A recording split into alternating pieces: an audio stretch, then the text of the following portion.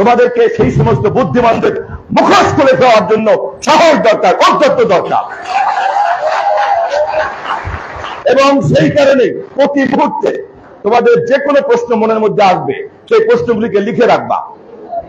প্রশ্নগুলো কখন করবা, কাকে করবা, কবে তাকে পাওয়া যাবে সেটা পরের কথা, কিন্তু তোমাদের মনের মধ্যে রাষ্ট্র সমাজের মধ্যে যত ক্ষোভ, আক্রোশ, প্রশ্ন, সেগুলিকে লিপিবদ্ধ করবা, ডায়েরি মেনটেন করবা।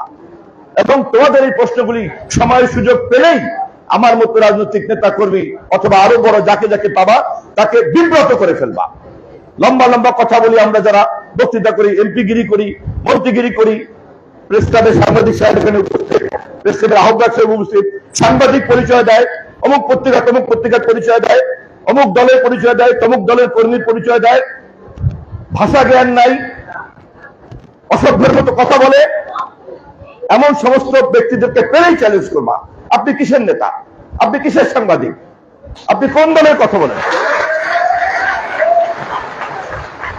এই সাহসই কিন্তু দেখিয়েছিল আবু সাইদ, এই সাহস দেখিয়েছিল যারা মৃত্যুবরণ করেছে বুক চিতিয়ে, তারা কিন্তু এই সাহস দেখিয়েছিল।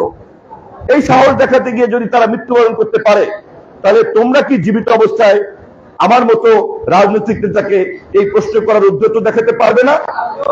অবশ্যই পারতে হবে।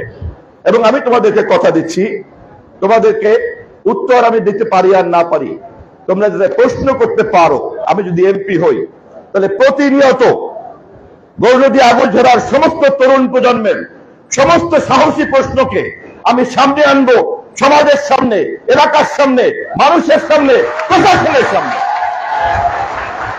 এবং শুধু তাই নয়, আমি তোমাদের প্রশ্নগুলিকে, আমি দুইবার জাতীয় সংসদে গিয়েছিলাম, তোমাদের অভিভাবকরা ভোট দিয়ে আমাকে পাঠিয়েছে। যদি এর পরের বার আমি আবার যাই, আমি তোমাদের প্রত্যেকের প্রশ্নকে সংকলিত করে আমি সেই প্রশ্ন জাতীয় সংসদে উপস্থাপন করবো। তোমাদের প্রশ্ন